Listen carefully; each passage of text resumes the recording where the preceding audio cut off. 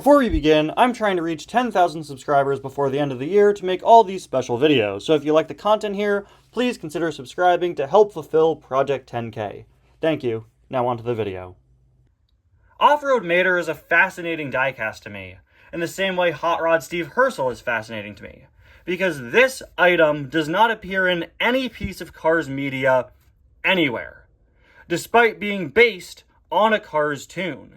This Mater was released as part of the Radiator Springs 500.5 diecast line in 2014 and 2015. The diecast line created for the Radiator Springs 500.5 Cars tune, where Lightning McQueen gets modified to become an off-road racer after being challenged by a bunch of other off-road cars on Stanley Day, a holiday celebrating the history of Radiator Springs. Mater never gets off-road modifications in the short. Instead, he dresses up as Stanley and guides a tour of the area around Radiator Springs. This Mater was nowhere to be found in the short, but he was released in the diecast line in its initial lineup, and it's confounded people for years. To this day, despite the fact that we got Stanley Days variants of Sarge, Fillmore, and Ramon, we have no Stanley Mater. This is the only Mater from this Cars tune, and it's still so confusing to see that they did this.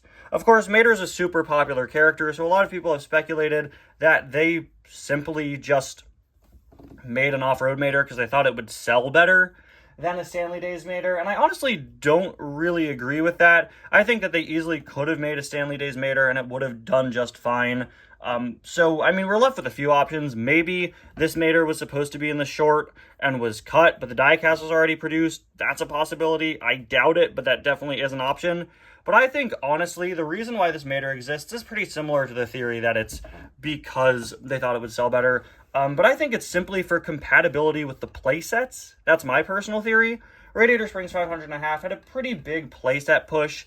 It came out right around the same time as the Action Shifter playsets were really getting heavily pushed, and there were several playsets for the line. So I assume they wanted a Mater in the first wave, and they designed an off-road Mater since a Stanley Days Mater wouldn't be compatible with the playset because it would be too weirdly shaped, and they wanted an off-road Mater that can run with the other off-road cars. That's my personal theory. You also have to remember that the Stanley Days cars were released in later waves of the line, so maybe at that point the playset piece didn't matter to them anymore. That's just my take on it, and I'd love to hear yours. Why do you think this car exists? I know this has been a very long intro for this Mater, but it's such a fascinating, weird item, I really had to get its history out of the way first.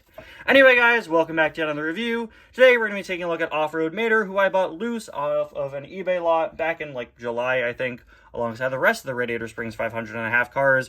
He is missing a mirror. Hate to break it to you guys.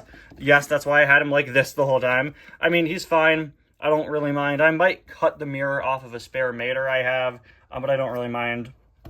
This is not an item I would go out and buy on my own, honestly. I just don't really understand the point of this diecast. It looks very good.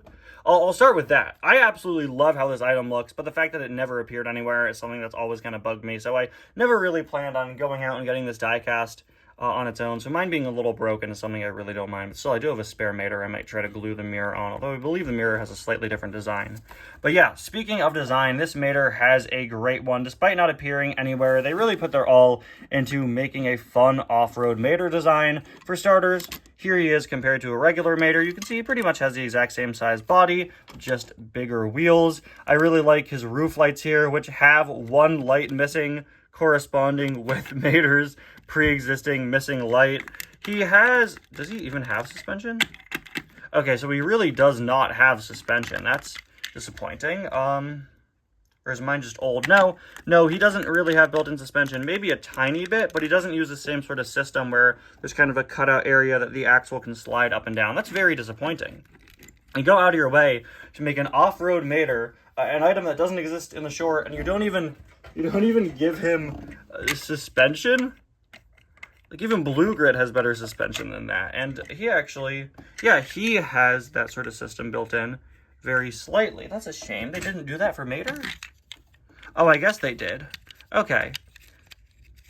But it seems that his wheels kind of go in and out. Okay, so he does have a bit of suspension, but really not as much as he certainly could have had.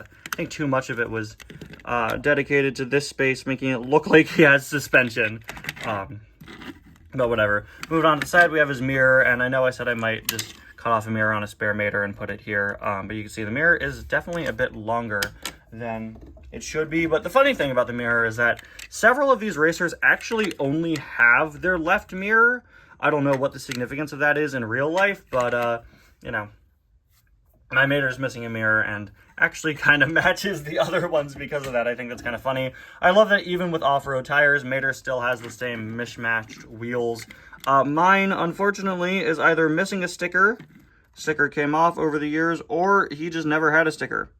If you have this Mater, let me know in the comments if he does have his hazard sticker and mine came off, or maybe mine's an error, because again, I did buy this loose. I really love the fact that they put a tire here in Mater's towing assembly. But how on earth do you remove this? How is that even possible? How do you get it off? If you, like, maybe slide the tow hook into here and then, like, pull it out and around, maybe it could come out. How did it get here? How does it come out? See, it's designs like that and the headlight and the wheels still not matching here that really proved to me that this was definitely not cut from the short and was designed for the toy line. This is one of the most toyetic Cars diecasts ever. This screams made for the Cars toy line. Something that I really can't say about any other Cars diecast out there.